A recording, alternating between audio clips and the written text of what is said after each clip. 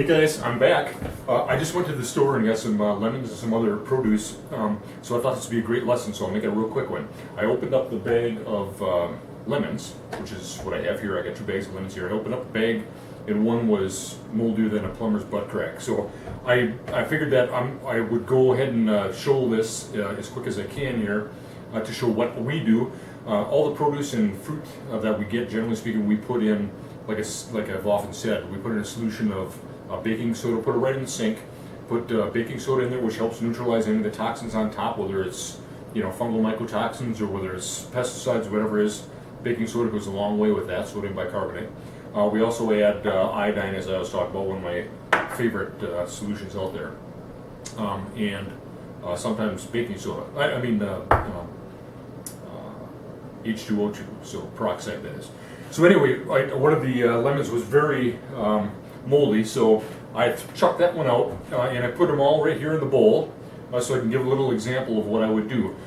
This is going to be off a little bit, but generally speaking, the amounts of parts per million is generally the same, like in California, for what they use for food prep, if I'm not mistaken.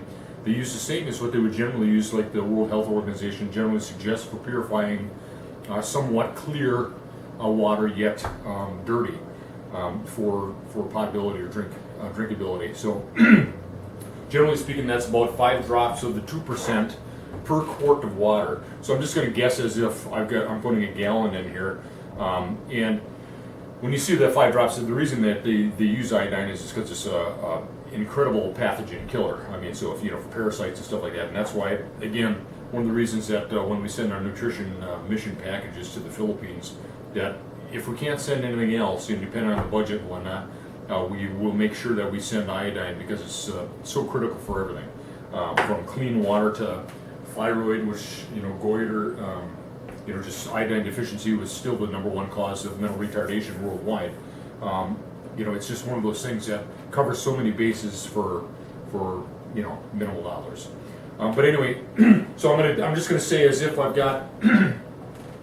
I wouldn't put it into a bucket like this, but just for the sake of ease here, showing. I would guess I'm going to put in about a gallon. Excuse me. And so as a gallon, that's 4 quarts, of course. So I'm going to put, that would be 5 drops. Whoop.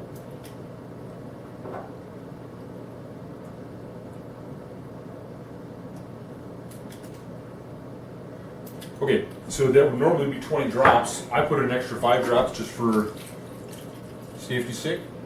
And adding it then, and then adding water on top of that will help kind of blend it up a bit. And then I'll put a plate on top of it so they're all submerged. Wait about 20 minutes. And from there, I'm not going to worry. There's all kinds of science. Again, I share it all the time. I've read all the books. I've read the PubMed. I've read from the best of the best, from Brownstein, Fleckus Abraham, who started the revolution 20 years ago with iodine. Get it. Have some, whether you get it from me or whether you get it from Pipe and Rock or whomever else. You just at least with me, you get a little bit of experience, a lot of experience actually, on how to use it and how to get started. So there it is. So that's what we use. And after I'm done setting this in here for about 20-25 minutes, I'm going to feel pretty safe and secure that anything that would be on there, including yeast or mold or whatever is killed, and the mycotoxins you leave behind would be neutralized as well. That's me. You do your own research, but I've been doing this for 17 years now, and I have never had an issue. So thank you. See ya.